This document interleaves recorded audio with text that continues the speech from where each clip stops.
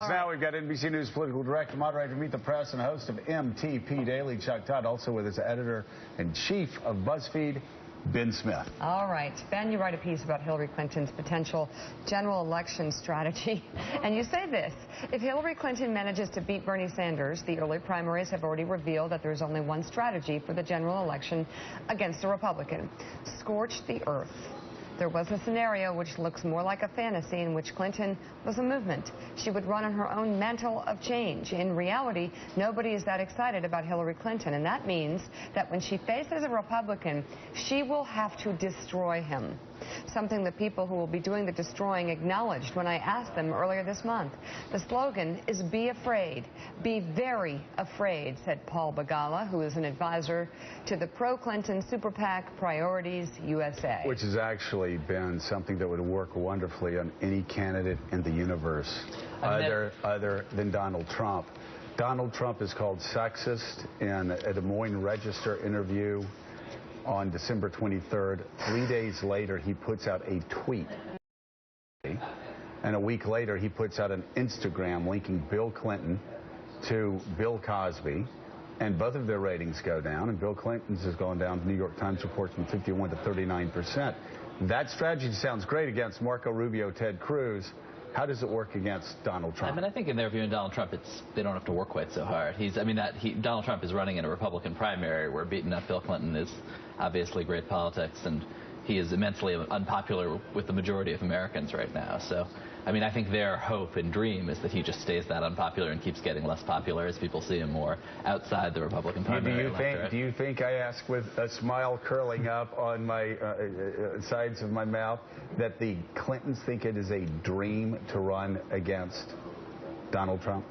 I think they go back and forth. I think there's real split opinion in that camp, right? I mean, the polling right now says he's incredibly unpopular, but we've all been wrong about him repeatedly, and I think they're getting pretty nervous about it. There's no split opinion anymore. I think they did have that. Chuck Todd, I will tell you who is horrified right now. Bill Clinton is horrified at the prospect of every time Hillary Clinton bringing up women's issues, Donald Trump puts out an Instagram, and by the end of the campaign, Bill Cosby and Bill Clinton are synonymous. There are two things that the Clinton people believe are true. Number one, that they can beat Donald Trump, and they think that they potentially can beat him by a fairly large margin. Right. And that it's the last person they want to run against. Right. They simultaneously believe both things. By the way, very rational on both fronts. Because, yes, they see their path to victory. She will be a shell of...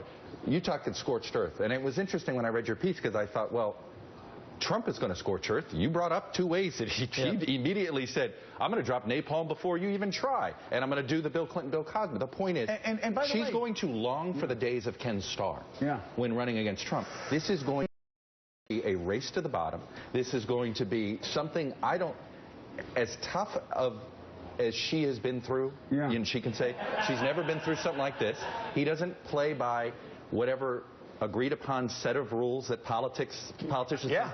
And when you do that, you have to be prepared for everything. Every conspiracy theory that has ever been uttered, he'll bring it up. He'll bring it up. And I'll say it's the Bill Buckley rule again. Never debate against an amateur. The amateur will win every time. Because they don't play. They don't do Princeton debate rules. They just don't play by the rules. We got a little preview of it, and we saw the Clintons tied in knots when Donald Trump did that, and they were asked about it for, what, a week or so, Bill Clinton and Hillary Clinton. And they decided it wasn't worth engaging on that. Now, what are you going to do when it's one-on-one if it is these two people? And it's every single day. They've got to figure out how to handle that. And again, I mean, Mark Halperin, he does it with Instagram. I mean, look at what he's done. Not only did what we talked about the Clintons, look what he did to Jeb Bush to find him as a low-energy candidate. I had John Huey and several other people last week in South Carolina stunned that they asked intelligent people, who are you voting for? And they didn't bring up Jeb. He asked why, and said, well, he's low energy. He's weak. Donald and Ted Cruz, liar, liar, liar, every day. He's calling him a liar every day. It's nonstop. What's he done? He's driven down Ted Cruz's numbers among evangelicals. This is, I've got to believe, I mean, if I were the Clintons, I'd much rather run against Marco or Ted Cruz. I mean, I think I can figure that out, Mark Halperin. Well, let me tell you something remarkable about Trump and his dominance of earned media. As best we can tell, he has 0 paid television ads up in Super Tuesday states right now. 0. And he's rich enough that he could bury, if he could spend $10 million in Texas on television and try to bury Ted Cruz. He doesn't need to do it. And I think the 2 weeks where Trump, without paid media, using social media, tangled with the Clintons, was extraordinarily cautionary for a lot of Hillary Clinton supporters. Trump put them on the defensive every day. They backed off. And while they can see a way to beat Trump, there's also ways that he could make her life miserable and poach on votes that Democrats count on. So I think Donald Trump is a very dangerous general election. It's a different map, actually. It actually is going to be a slightly different map. And it is. And you're going to have a guy that's going to be talking about supporting Planned Parenthood, supporting universal health care, supporting all of these things that used to be the easier shots. I mean, I think it's absolutely right that he would be no fun to run against, and that the playbook against Marco Rubio sort of writes itself. Right. But you also come in with a guy who's just less popular than I think any national candidate I've ever seen among Hispanics, among black people, among college-educated women. Like right now you can really win a Republican primary with non-college white guys. And he is but he's got to find somebody else to like him. And right now. And I think the Clintons, you're right, will get tangled up. This is a scenario that it will be no fun for them. Right. I think if you look at the polling, it's a little hard to see how he beats them. And I was just going to say, Chuck Todd, breaking news just came across the phone. I think it was the Washington Post had just out a new poll. 80% of Hispanics are opposed to Donald Trump. It's going to be the greatest Hispanic turnout in the history. It'll be huge. It'll be fantastic. It'll be tremendous. With him and Marco, 80 unfavorable. Those numbers obviously have to turn around, and the favorables have to double. He's got to get into the 30s, or there is no way he can win. You can't win Colorado. You can't win Florida. Arizona gets put in play. Georgia gets put in play. North Carolina leans Democrat under those circumstances.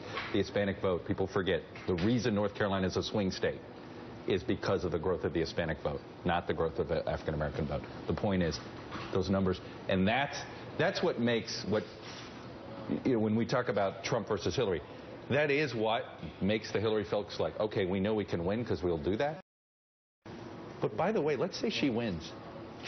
What kind of president? She will be the most battered winner in the history of presidential politics. A few more Senate seats might make her feel a little better about that. It might, but it is going to be. It's not only that. It's also it's the worst possible way to win. Trump, you know the legacy of Bill Clinton that he has spent his entire life fighting for and working for will come under constant attack. The New York Times had the story out a week or two ago saying that his approval rating had dropped from 51% to 39%. You're Bill Clinton going, wait a second.